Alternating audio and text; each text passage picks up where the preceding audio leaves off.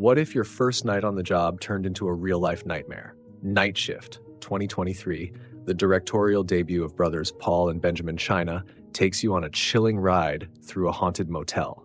With an IMDb rating of 5.4 stars out of 10, this suspenseful thriller is packed with eerie surprises. Before we begin, don't forget to subscribe to the channel. Now let's get into the story.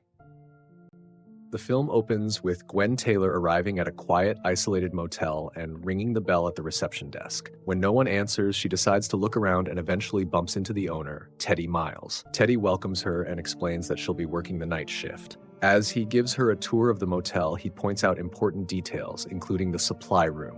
He warns her that once the door is closed, it can only be opened from the outside, so she'll need to use a brick to keep it propped open.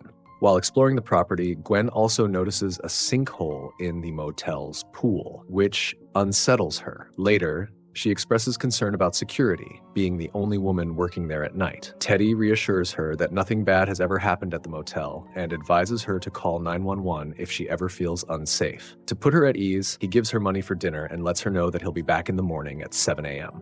After Teddy leaves, Gwen notices a shadow in one of the motel rooms. Checking the register, she sees the room is booked under the name Alice Marsh. She knocks on the door, asking if Alice needs anything, but Alice simply says no. As Gwen turns to leave, she notices Alice's fingernails, stained a deep red.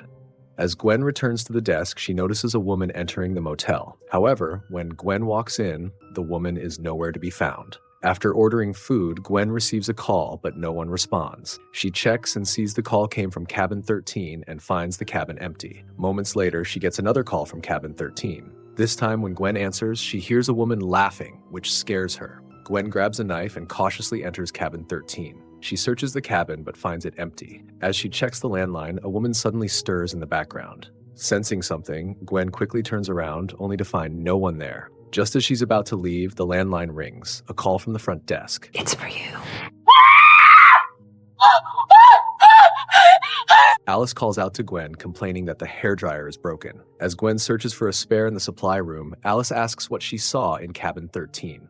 Gwen, exhausted from barely sleeping for 20 hours, dismisses it, saying her mind is scattered, making her see and hear things. Just as Gwen finds the hairdryer, Alice reaches for it, accidentally hitting a brick. The impact causes the door to slam shut, trapping them inside, and Alice panics, insisting that someone else is in the room. She gasps, saying she felt something touch her, only to realize a rat is crawling on her shoulder. Just then, the delivery guy arrives with the food Gwen had ordered and opens the door, freeing them. Gwen shares her food with Alice. Alice then confesses that she ran away from home after a heated argument with her mother. Gwen listens and tells her that her own mother was strict, but while her younger sister got away with things, she never did. Despite their differences, Gwen admits she misses her mother, who passed away some time ago. She gently urges Alice to reconsider going back home, reminding her that the world is a much scarier place when you're alone. Then, Gwen asks Alice if she wants a Coke. As Gwen heads to the vending machine, she notices a black car pulling over for a moment before driving away. Suspicious, she watches closely. When the car suddenly returns back. Panicked, Gwen rushes back inside, keeping an eye on the vehicle. Just then, Alice startles her from behind, causing Gwen to drop the Coke in shock. Alice bends down to help, but Gwen insists on cleaning it up herself, saying she doesn't want Alice to cut herself. Alice nods, thanking Gwen for the food before heading to her room. As Alice heads to her room, Gwen reminds her not to forget to lock her door. At the front desk, Gwen hears the bell ring and sees a car pull up. She grabs a knife, but a wealthy couple enters, mocking the motel. The man asks for a room for an hour. Gwen calmly tells him they don't rent by the hour. Annoyed, he raises his voice, but she repeats the nightly rate.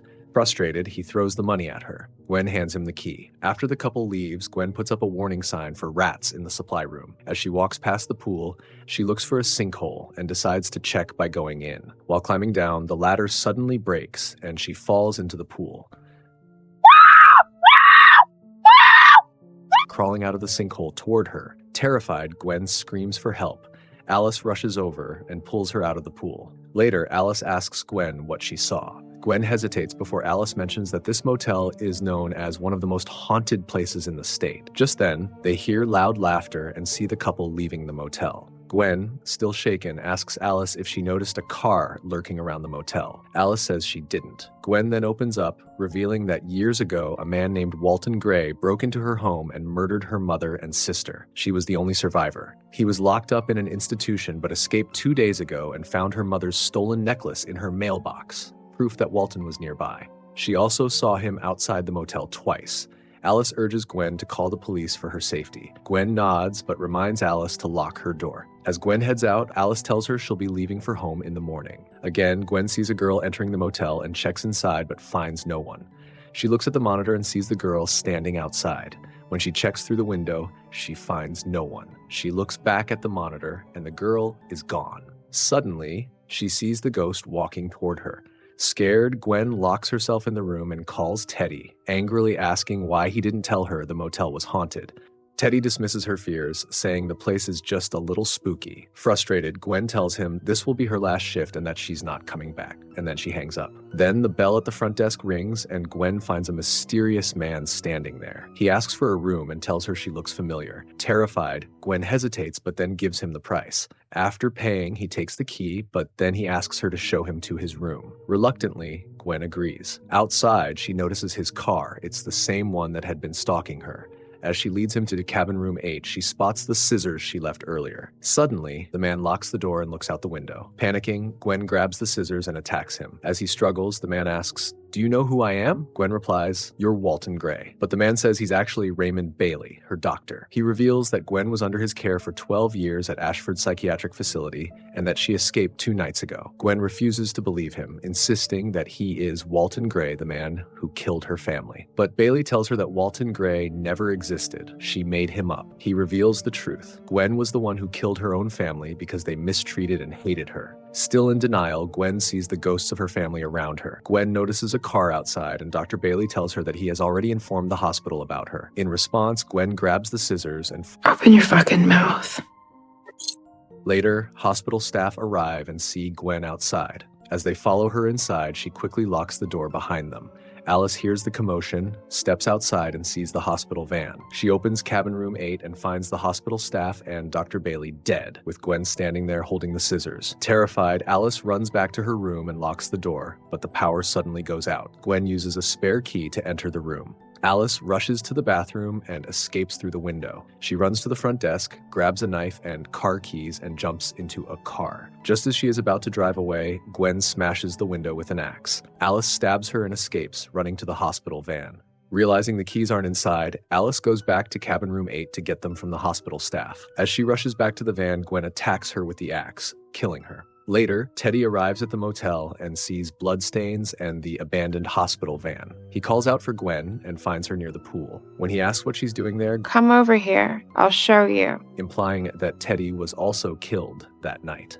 In the final scene, a man driving for 7 hours stops at the motel for the night. The place looks different from before. He stands by the pool as Gwen, now running the motel, tells him that last year, a huge sinkhole opened under the pool, big enough to fit 5 bodies. She laughs mysteriously and takes him to the front desk to check in. She gives him the key to cabin 8, calling it her favorite. Gwen still sees her deceased family and Alice as she leads the man to his room. The movie ends. And that's the story of Night Shift. Was Gwen always a monster, or was she a victim of her own mind? Let me know your thoughts in the comments.